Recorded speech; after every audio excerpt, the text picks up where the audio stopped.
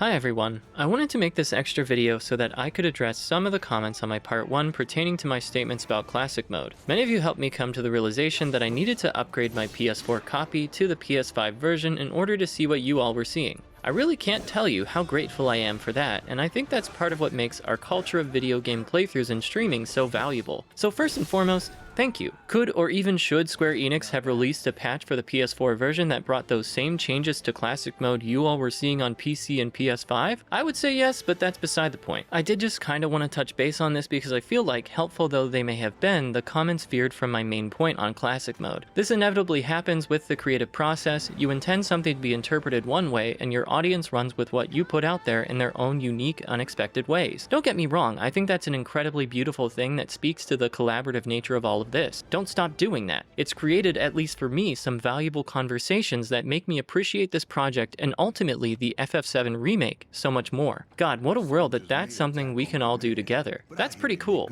In this video, I wanted to re-emphasize my main criticism of classic mode and why I see it as half-assed in execution. We can absolutely disagree on this. First and foremost, if you played the game in this mode in either of its iterations and enjoyed the experience, you are right. My more negative perspective on this mode comes from my standpoint as a fan of the original Final Fantasy VII and what I had hoped for in the remake. My intent is not to ruin this for anyone, only to flesh out why I see what I see. Before we begin, I do want to say that this video will contain spoilers, so consider yourself warned. With that out of the way, I'm going to revisit those comments I made in part 1 of my playthrough, and if you're curious about my perspective on classic mode, please feel free to join me. If not, hey, I get it. We've all got limited time. Go do what fulfills you. My main criticism of classic mode is not that, at least when the remake first came out, the combat was the same as easy mode. I have a problem with the entire existence of classic mode, which I think is half-assed in execution if we consider the larger question of whom this mode was even added for. We'll get to that in a bit. I have made it no secret from the very beginning of this project that I am an ardent fan of the original Final Fantasy VII. That being said, ever since the PS3 came out, I have been dreaming of a remake. In fact, the possibility of a remake is something that has floated around both inside and outside of the confines of Square Enix since as early as 2000, believe it or not. This is all to say everybody wanted this, including me. I'm not happy with what we got, but I'm trying to play through it again and see the good in it. Much of my reasoning coming from how much so many of you actually love this game and the hype you feel for the upcoming rebirth. To make it abundantly clear, your passion brought me back. Before proceeding, I want to just say one thing up front. My opinions are not representative of the entire original fanbase. Good lord, many of y'all OG FF7 fans love this version too, and that's great. That being said, I think my position could mostly only come from someone who did fall in love with the original. I only say mostly because I could see the possibility of die-hard turn-based RPG fans taking issue with this remake as well for the same reason I'm about to discuss. And this next comment is actually going to lead me back to my criticism of what we got with classic mode. Whether you elect to play it on normal or easy,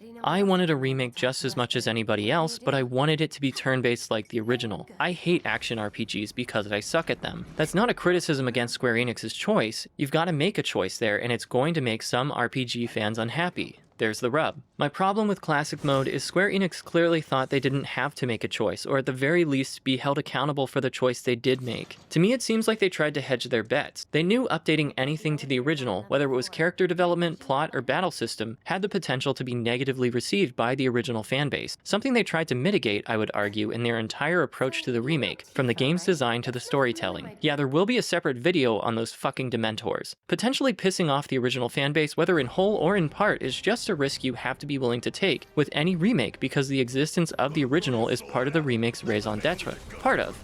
You absolutely should try to break free and subvert the original context in organic, meaningful ways. That's part of what makes remakes interesting in theory. Generally though, at least to me, Square Enix's attempts to do this in the remake came off more as calculating and just in bad faith. Like they were trying to establish their own iron grip on how and to what extent the context of the original, inclusive potentially of even the fanbase, came into play instead of really letting the push and pull of the relationship between the two iterations come across in much more nuanced and interesting ways. I mean, the original context manifests as a contrived antagonistic force that culminates in a literal boss fight at the end of part 1. They literally cast one of my most beloved gaming experiences as the villain. The god they forced me as the player to kill so I could hand deliver them this incredibly convenient excuse to do whatever the hell they wanted with the plot moving forward. I think that was a really chicken shit way to approach a reimagining that felt like almost as big a betrayal as watching Aerith die the first time. That's not to say I don't think this antagonistic dynamic they set up could never have been interesting. This could have been a really meaningful, albeit uncomfortable spot to put me in. In its current form, I'm I'm not a fan of how this interplay between the two FF7s has and will continue to overcomplicate the narrative, and I really don't have faith in the writers to handle this setup coherently and meaningfully all the way through to the project's conclusion.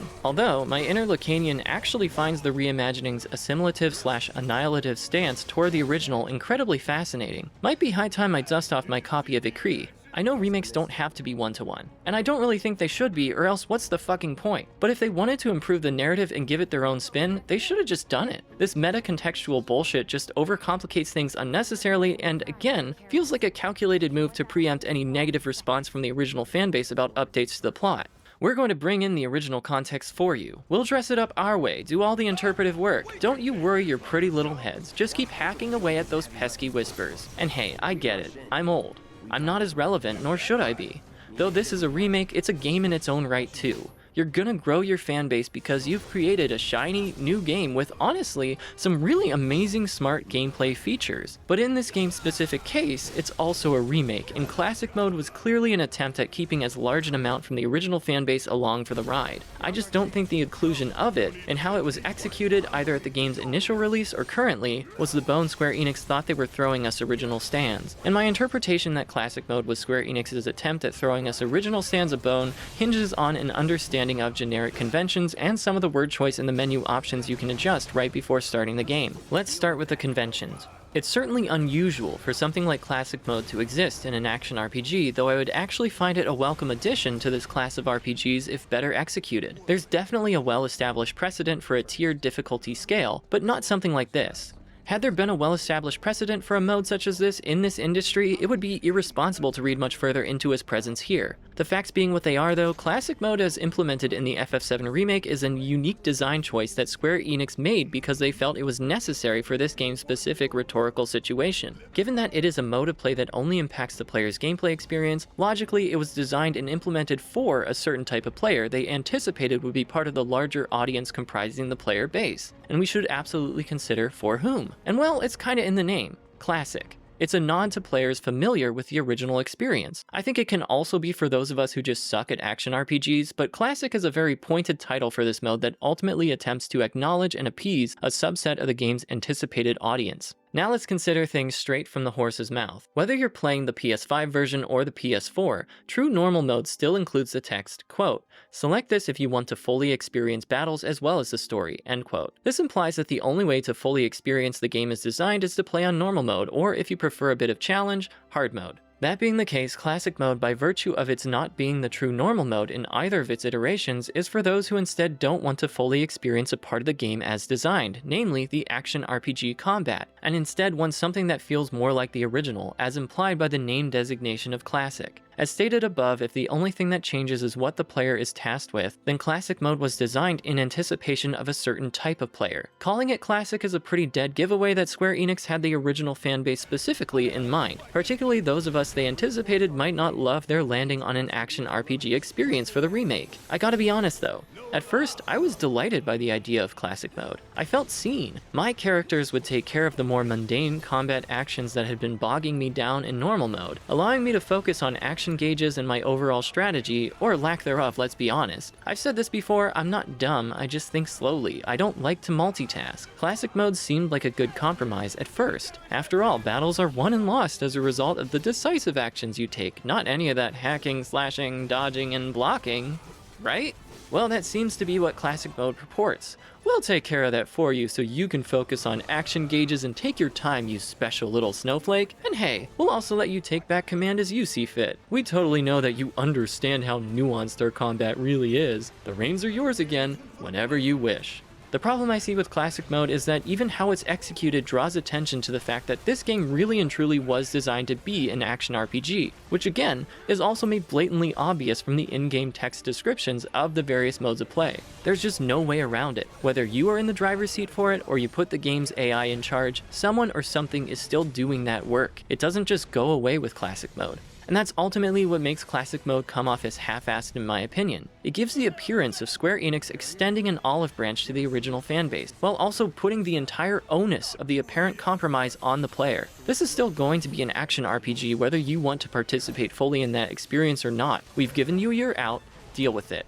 We know a subset of you OG fans were always going to hate our choice to make this an action RPG, but take your classic and shut up. And honestly, I think this is a solid action RPG experience if you play it as it's truly designed to be played, and I actually like a lot of the combat elements. Again, the only reason I ultimately hate it is because I suck at action RPGs, but even I can appreciate that this combat experience is quality. In one way, Classic Mode is smart in its design for refusing to let the excellent qualities of this game's specific action RPG experience go. I think it amounts to a fistful of sand scenario, but I get why that was the direction they took. But that's also what makes Classic Mode, in my opinion, half-assed and honestly little more than a shrewd business decision. Because again, I think we have to consider whom it was for. It seems Square Enix literally wanted to create a mode for OG fans that also didn't lose the elements that make this a great action RPG experience. Maybe that's possible in the best of all possible worlds, but I don't think it worked here. On top of that, at least to me, it just feels like a lame attempt to salve the wounded egos of probably a very small subset of the original fanbase. There are literally dozens of us. Maybe I'll feel differently. Maybe I'll love how Classic Mode plays. Again,